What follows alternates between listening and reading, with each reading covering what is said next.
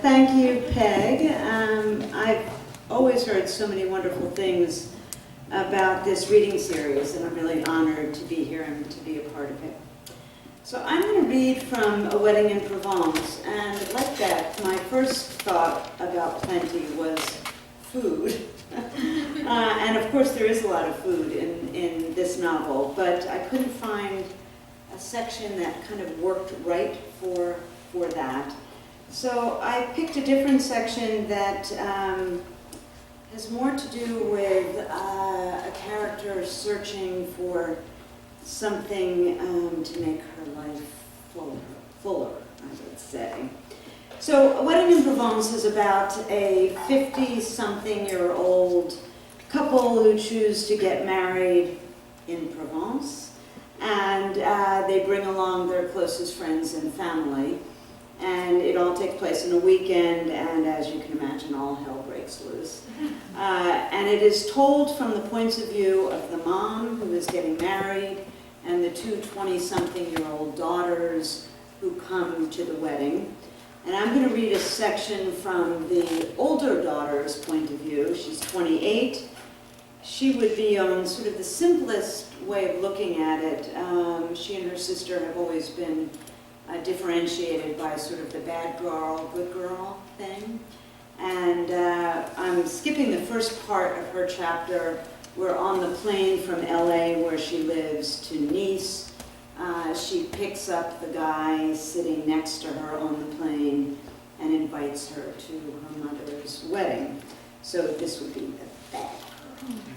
And she's picked up kind of a bad boy to join her. They drove along the coast from Nice, headed west, away from the high-rise apartment buildings and overdeveloped hillsides, away from the auto route that scared Nell with its fast cars and unintelligible signs. She found the slow road to Cassis, one that hugged the Mediterranean, one that kept them inching slowly toward her family. She had sobered up. He was still appealing in a rough-around-the-edges way, but now the notion of introducing him to her mother seemed ludicrous. She could lie about when and how they met, but then he would know she was not the daring woman she had presented herself to be. Story of her life, creating a fantasy and then crashing into it full force with her own dumb reality. You can't take a total stranger to your mother's wedding. And you can't fall in love on an airplane. Who said anything about love? Wasn't she just anticipating one or two wild nights in bed? And then he would go on with his grand adventure, exploring the coast, however the hell he planned on doing that in the first place. She hadn't slept with anyone since Cheney.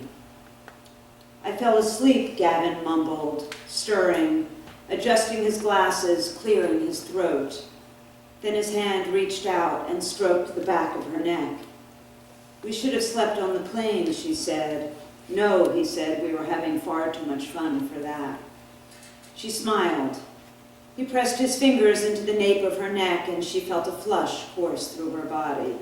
This will be fine, she told herself. Her mother will be too occupied with everything else to care very much about one extra person at the wedding, one stranger. Where are you from? She asked. You're worried about introducing me to your mother. She shot him a look, mind reader. He was smiling, a devilish smile.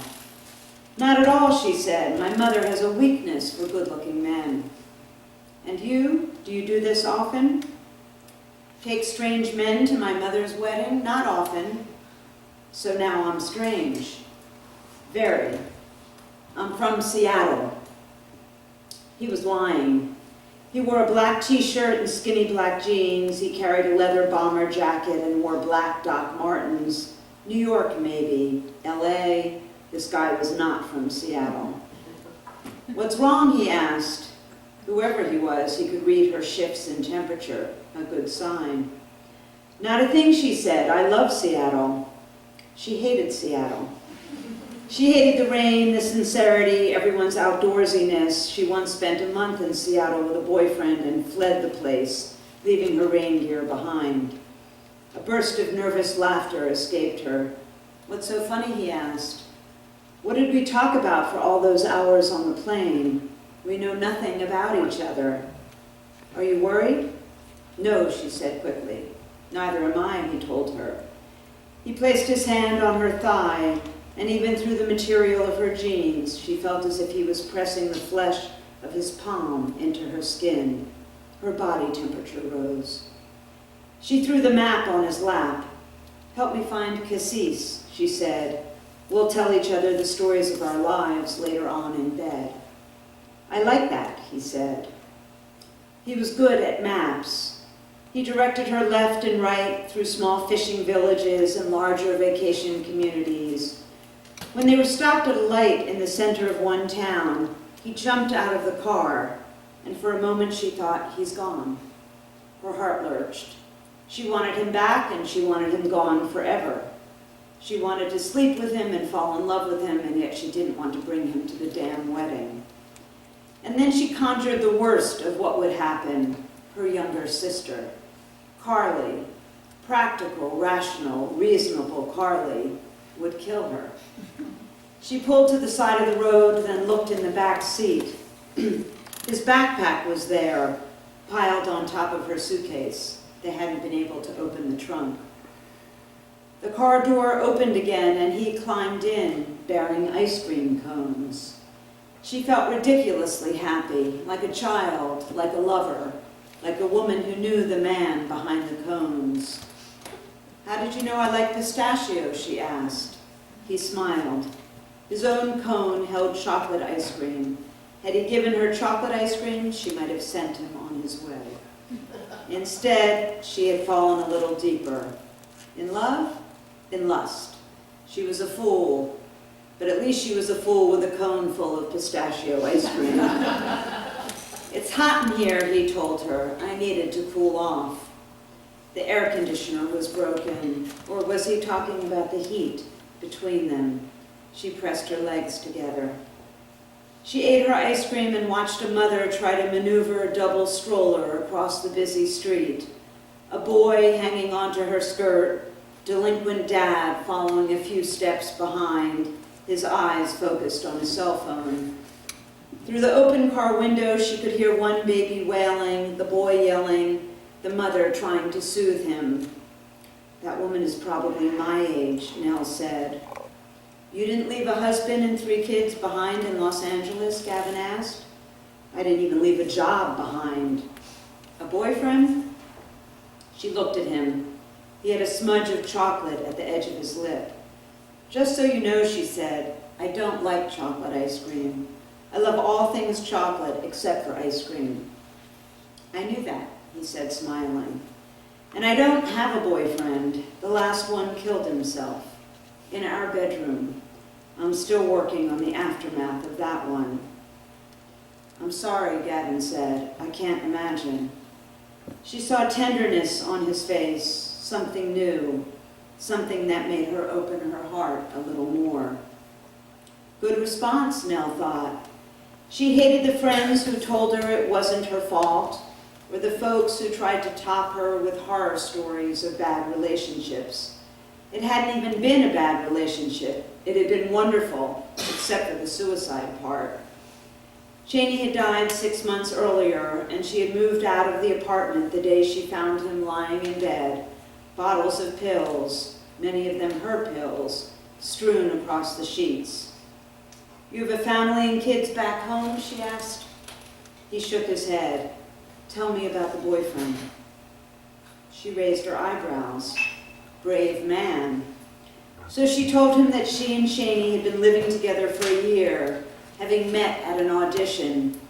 Both of them were actors, they read well together, got turned down, went for beers at the nearby pub. She didn't mention that she moved in with him the night they met, or that she had left behind a different boyfriend in a fancier apartment, one who waited for her for days to return. She finally moved her things out of the old place when he was at work.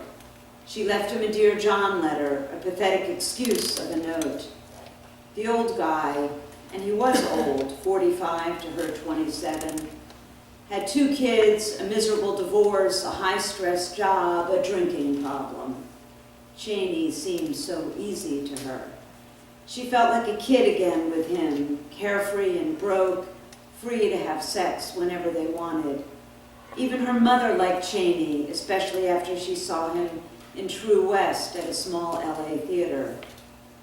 In the weeks before his suicide, he had been called back 3 times for a breakout role in a film, and finally his agent had told him by voicemail that he hadn't gotten the role.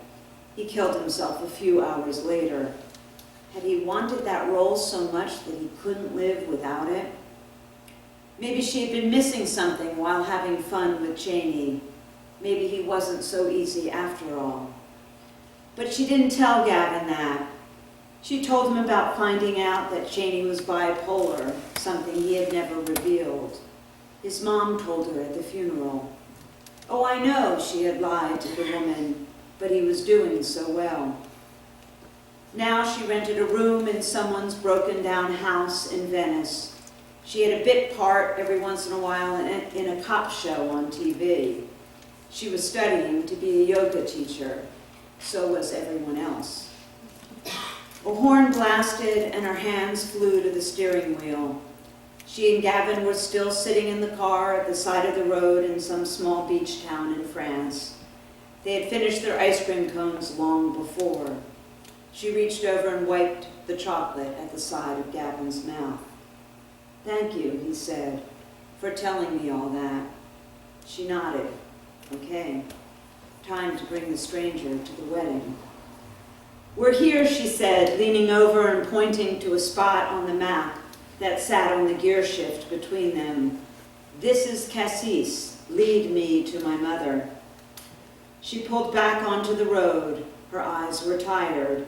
She hadn't slept in a day or 2.